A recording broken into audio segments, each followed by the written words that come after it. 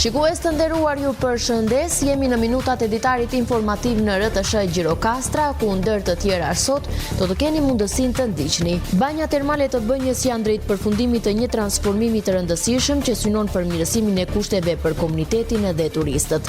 Një pjesë e punimeve ka përfunduar, ndërsa pjesa tjetër pritet të mbyllet brenda muajit qershor, bën të ditur gjatë një interviste tekniku i punimeve Safet Çapoku. Bashkia e Sarandës ka vënë në fokus nënat krye familjare në kuadër të mbështetjes sociale për familjet në nevojë. Paralelisht, bashkia bashkëpunon me zyrën e punës për të referuar nënat krye familjare në mundësi punësimi, me qëllim krijimin e të ardhurave të qëndrueshme dhe përmirësimin afatgjatë të kushteve të tyre të jetesës. Moti i paqëndrueshëm ka sjellë vonesa në punimin e tokave bujqësore dhe në Bashkinë e Sarandës, pasi kushtet e lagështa kanë penguar përdorimin e mjeteve në terren. Me përmirësimin e kohës, fermerët kanë rifilluar punën me intensitet, duke u përpjekur të rikuperojnë vonesat e krijuara.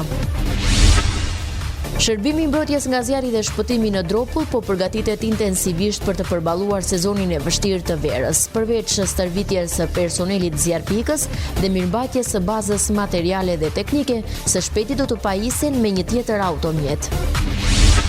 Ju njohim tani më gjërësisht. Banja termale të Bënjës janë drejt përfundimit të një transformimi të rëndësishëm që synon përmirësimin e kushteve për komunitetin dhe turistët. Një pjesë e punimeve kanë përfunduar, ndërsa pjesa tjetër pritet të mbyllet brenda muajit qershor, bën të ditur gjatë një interviste tekniku i punimeve Safet Çapoku. Transformimi i banjave termale të Bënjës po merr formë dita ditës, duke u kthyer në një hapësirë gjithnjë më tërheqëse si për komunitetin vendas, ashtu edhe për turistët e shumë që vizitojnë zonën. Punimet të cilat synojnë përmirësimin e infrastrukturës dhe rritjen e cilësisë së shërbimeve kanë hyrë tashmë në një fazë të avancuar. Sipas teknikut të punimeve, Safet Çapoku, një pjesë e konsiderueshme e tyre ka përfunduar. Është përfunduar parkimi i automjeteve, autoveturave. Këtu më lartë është drejt përfundimit parkimi i kamperave. Këto zonat këtu kanë ngelur vetëm për argjil, për të mbjellë barjen, për gjelbërime, për bimësi, për relaks. Më lartë, vazhdojmë pastaj në zona 5, zona 6, janë drejt përfundimit. Zona 4 është për tavolina, për tregtim artizanal të anvisave të Premedit. Zona 5 është për amfiteatr. Brenda këtij muaji mendojmë të mbyllim këtë zonë edhe të vazhdojmë me vaskat mbi urë. Në çdo vask ka dhoma për veshje zhveshje, janë përfunduar atje ku janë përfunduar dhe vaskat, të tjerat sipas e turistë. Procesi nuk ka qenë i lehtë, gjatë zbatimit janë hasur vështirësi të shkaktuara kryesisht nga prurjet e larta të ujit, të cilat kanë ndikuar në ritmin e punimeve. Megjithatë, puna ka vijuar pa ndërprerje, me synim për të respektuar afatet e përcaktuara, shton më tej Çapoku. Nga rreshtet e nga njëra e tjetra është përsëritur disa herë puna, e kushtëzuar nga prurjet lumore. Aktualisht, pritshmëritë janë që i gjithë projekti të mbyllet brenda muajit qershor, duke i dhënë Bënjës një tjetër dimension, si një destinacion i rëndësishëm turistik dhe çlodhës në vend. Bashkia e Sarandës ka vënë në fokus nënat krye familjare në kuadër të mbështetjes sociale për familjet në nevojë. Paralelisht, bashkia po bashkëpunon me zyrën e punës për të referuar nënat krye familjare në mundësi punësimi, me qëllim krijimin e të ardhurave të qëndrueshme dhe përmirësimin afatgjatë të kushteve të tyre të jetesës. Nënat krye familjare janë vendosur në fokus të zyrës së ndihmës ekonomike në Bashkinë e Sarandës si një nga kategoritë më në nevojë për mbështetje sociale. Për këtë grup është parashikuar një trajtim i veçantë duke synuar përmirësimin e kushteve të jetesës dhe garantimin e një sigurie më të madhe ekonomike për familjet që ato drejtojnë.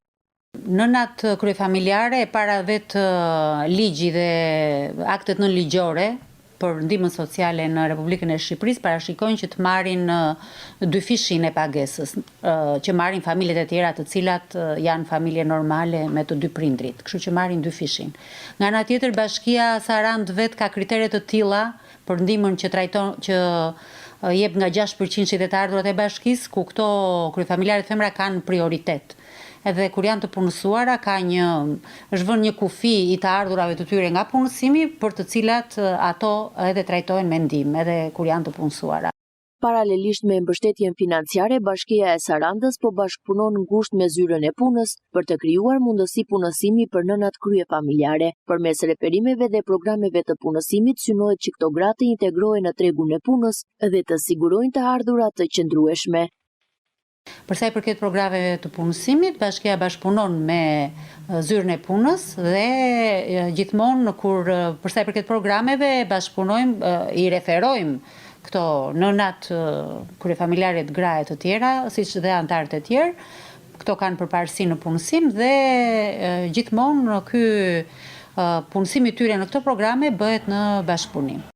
Në thelb kjo nisëm synon jo vetëm të ofrojë mbështetje të menjëhershme financiare, por edhe të krijojë mundësi reale për një jetë më të qëndrueshme për nënat kryefamiljare, duke i ndihmuar ato të ndërtojnë një të ardhme më të sigurt për veten dhe fëmijët e tyre. Moti i paqëndrueshëm ka sjell vonesa në punimin e tokave bujqësore edhe në bashkinë e Sarandës, pasi kushtet e lagështa kanë penguar përdorimin e mjeteve në teren. Me përmirësimin e kohës, fermerët kanë rifilluar punën me intensitet, duke u përpjekur të rikuperojnë vonesat e krijuara.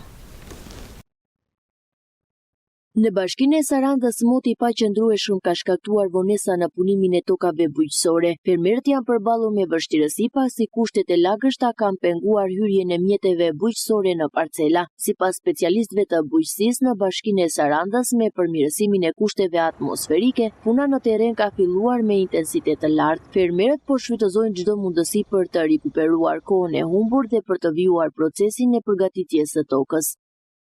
Toka për këtë vit ardhi në të punuar pak më vonë se sa sezonet e tjera. Si rezultat i përmbytjeve dhe shirave të vazhdueshëm, nuk arrinim që të futnim mjetet bujqësore për të punuar.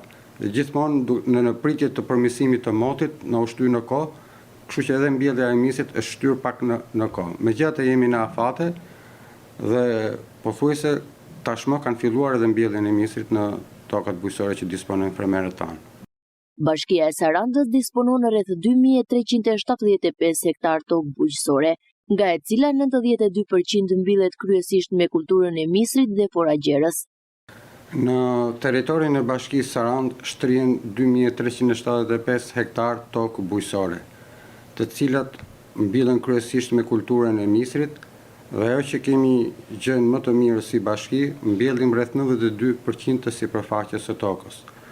Kjo ka ardhur e mundur si rezultat i pastrimit të kanaleve vadice dhe kulluese, duke shpën ujin në kokën e secilës parcel të mbjell. Për sa i përket fermerëve, në territorin ton janë afërsisht 1650 fermerë, por shumica të larguar dhe tashmë janë marrë me qira nga fermerë të mëdhenj dhe operojnë rreth 50 fermerë të mëdhenj. Siç e thash dhe në fillim, kur t'i vënë kulturën e misit, pasi ne arrim në fushat e vurgut të marrim mbi 100 kuintal mise për hektar. Në këtë situatë, fermerët po vijojnë punën duke u mbështetur edhe në këshillat e specialistëve të bujqësisë, me synim që të shmangen dëmet e mundshme dhe të sigurohet një zhvillim sa më i mirë i sezonit bujqësor në vijim. Me ardhjen e pranverës, Këlqyra po merr një pamje më të gjelbër. Bashkia ka nisur mbjelljen e luleve sezonale dhe pemëve dekorative përgjatë brigjeve të Vjosës dhe në disa zona urbane. Përgjegjësi i mjedisit Janaq Jani bën një apel për bashkëpunim nga qytetarët, ndërsa puna në teren vijon me ritme intensive për një mjedis më të pastër dhe mikpritës. Në Këlqyr këtë sezoni është kushtuar një vëmendje veçantë kultivimit të luleve sezonale dhe mbjelljes së pemëve dekorative. Sipas përgjigjesit të mjedisit Janaq Jani, janë planifikuar mbjellje të shumta brenda qytetit përgjatë brigjeve të lumit Vjosa, si dhe në njësitë administrative të bashkisë.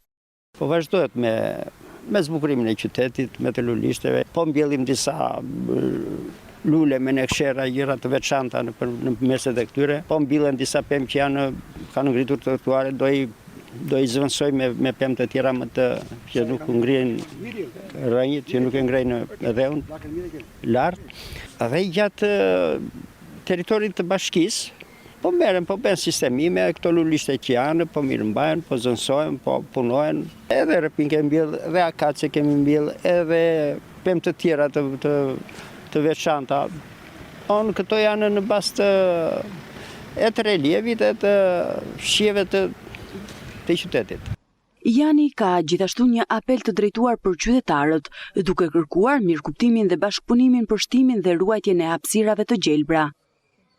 U bëj një apel qytetarëve të Këlqyrës që me ato mundësi që kanë, ti shumë fishojnë ato lulishtet e vogla, ti mirë mbajnë dhe të kujdesen për mos edhjen e ndonjë mbeturine, ndonjë letre, të kritikojnë njëri tjetrin. Ndërkohë, punonjësit e sektorit të pastrimit dhe gjelbrimit po vijojnë punën me ritme intensive në terren për të siguruar një ambient sa më të pastër për banorët dhe vizitorët.